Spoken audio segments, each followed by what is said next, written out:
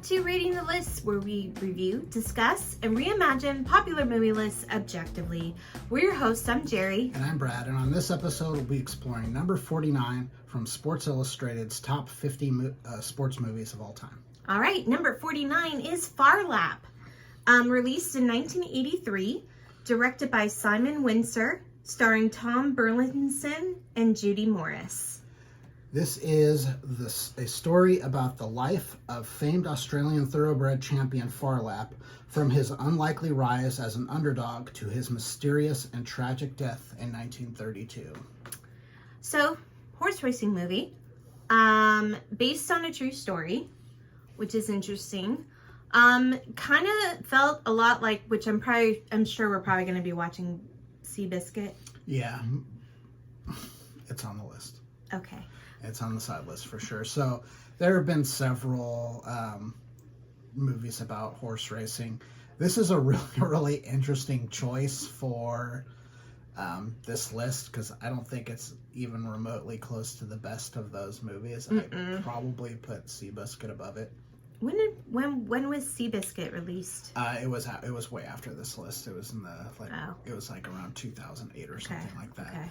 Yeah. But even before that, there are better horse racing movies than this one. This is a really, really interesting one. One of the interesting things for us is that some of it took place here in Northern California, so not as much anymore, but there is a history of horse racing in this area.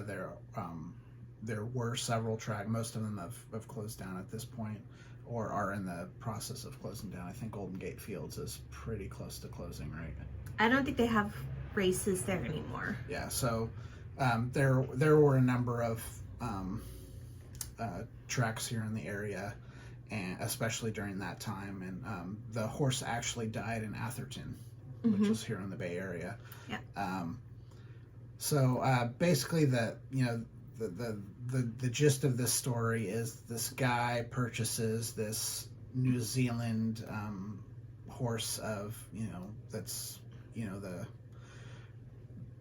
the child of this superior racing breed, but it turns out at the first glance it looks like this is just like a horrible investment. The horse can't win a race to save its life. It's seemingly untrainable, but through perseverance and the work of a particular trainer, this horse goes from being an absolute nobody to being the best horse race, at least in Australia. And at the time of his death, he was moving into North America, so he had kind of he was absolutely just winning every race in Australia. There was a big showcase race in Mexico, and then he was kind of moving into the North American market, which is ultimately where what they think happened was a competitive owner killed the horse, essentially. Yeah, that's what the movie alluded to. That's what the movie alludes to, and I read up a little bit about it, and that kind of seems to be the general consensus, is that someone poisoned the horse. Yeah, which is absolutely terrible. Horrible. I mean, the horse didn't do anything to anyone. All it did was run. It starts off good. It starts off with the end. So it starts off with the horse dying and this big mystery surrounded by it, and then it flashes back to the story of the horse, which kind of draws you in a bit. Yeah, that isn't always an effective technique, but it really works here, because you're kind of like, your first question is, oh, what happened here? It's kind of like when you go into like a horse racing movie, you're thinking, oh, horse run, overcome odds, and then you this one, it's like horse dead. You're like, what? Yeah, oh, okay. Yeah. I felt like they had some weird training sequences, and they were really into slow-mo. Lots we were way into slow-mo. All of a sudden, we're watching the guy in the at the ranch, just having him go in a circle, and then all of a sudden we see him in the dunes with the sand, and he's trying to get uphill, and I'm like, how did that happen? where's the beach? Yeah, you know? there's some weird training montages Yeah. in here. It's like whoever made this movie saw Rocky but didn't quite understand what Yes, Rocky was doing with yes. the training montage. I also feel like this movie is it felt very after school special. There's this period in time, like the early 80s, late 70s, where like a lot of the movies have that feel to it, where it's kind of low budgety and cheese and the music never fits. Yeah, You know what I mean? Yeah. Like it feels like there's supposed to be a message in it, and it just has this very low quality about it. It feels like a TV movie. It kind of, you know, it's possible it was a TV movie.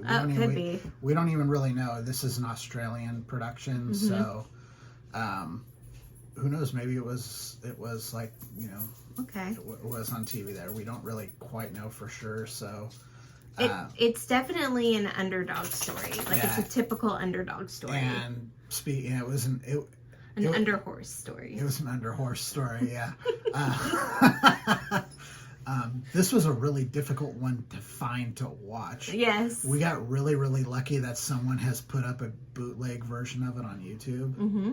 Thank you, that person. Yeah, whoever that was, you the MVP. Because it's not available anywhere. Like, Yeah. I don't even think it's on home video. I think this person like recorded it off of like probably like an Australian like TV broadcast and cut out the commercials or something. Yeah. But you know, that would have been really interesting. Like right out of the gate, we're like, well, number 49 is this movie, and we couldn't watch it. So Yeah, that would have sucked. I mean, it's pretty middle of the road on everything. It's not like, you know, the acting is passable but not outstanding.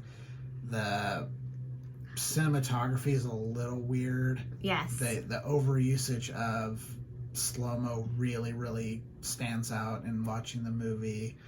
The direction is professional. I mean, it's not like dynamic or anything, but it's passable. There's nothing in it where you're like, wow, this person doesn't know what they're doing. Like everything about it is competent and passable, but at the same time you're just like, it's not good. it's not great. It's just there. I'm not sure why it was put on the list. We're gonna come across a few of these, I think, where you're like, there were a lot of choices. Like I said, this is a really interesting, you know, list curation by Sports Illustrated. Mm-hmm. Like, I give them like a lot of props for really going against the grain on stuff. A lot of times what you get in these curated lists are a lot of movies that the general consensus kind of agrees upon, and then they throw in like a handful of movies where you're like, huh, yeah, that's interesting. Yeah. And this one is kind of a, that's interesting, but I don't agree with it. Yeah. I appreciate that they kind of went outside the box a little bit, but there are better movies just in, you know, this subgenre of sports movie that they could have chosen. I can say that the actual racing footage is pretty good. Yeah. Like just showing all the horses racing, going around the track. That and the sound, they kind of nail that. Like hearing the hooves of the horses on the track, and then, you know, how close up and far away shots we have of the I almost racing. wonder if they got someone who, like, you know, because you've had horse racing on TV for quite a bit by 1983. I wonder if they got someone who's done that, or if they just looked at a bunch of that footage and kind of imitated it. Yeah, could be. Either way, it really does look like the stuff that you're used to seeing when you watch a horse race on, you know, TV. Yeah. So in that aspect, it would look good. Always got to be white dudes being dicks. Always got to have the white dudes being dicks. It's kind of a Lily White kind of thing. I mean, every once in a while you'll see a person of color who is a jockey, but not so much, you know, owning the horses or involved in, you know, the general culture of it. It's just kind of a white thing. Yeah. It kind of really is. What else can we say about this movie? It exists. It exists. Yeah. It's based on a true story. Yeah, so Phar Lap was a real horse. Phar Lap was real. Lived from, I think, 1926 to 1932.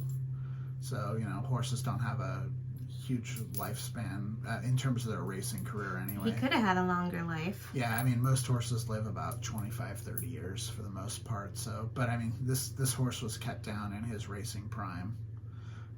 He was really kind of destined to kind of do some interesting things here in like the big races here in North America. Mm-hmm. But, you know, for whatever reason, life was cut short.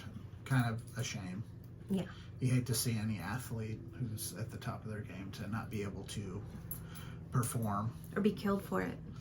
Yeah, it doesn't happen too much with the human side of things, but yeah, it was a real shame that, you know, someone had to kill this innocent horse for political reasons or whatever it was, money. Just kind of a shame.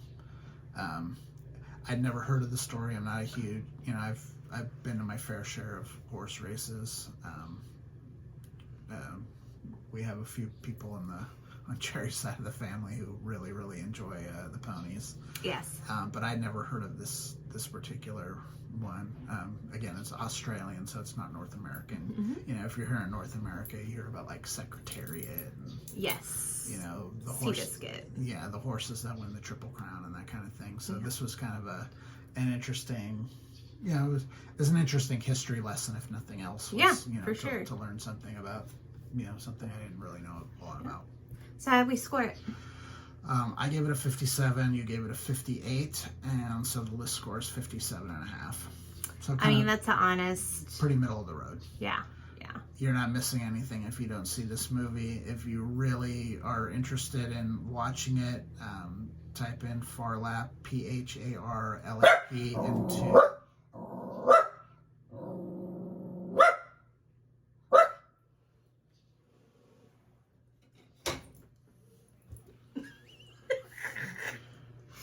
If you're really interested in watching it, type Phar Lap into YouTube. Pharlap is how it's spelled, and you'll hope, unless they force them to take it down, there's a copy of it on there.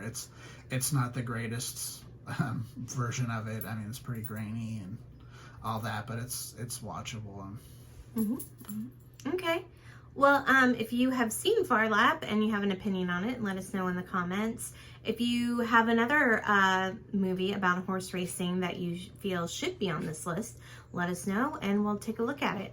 If you want to email us directly, please do so at ratingthelist@gmail.com. But for now, I'm Jerry. I'm Brad. And we're Rating the List. We'll see you next time. Bye. Bye.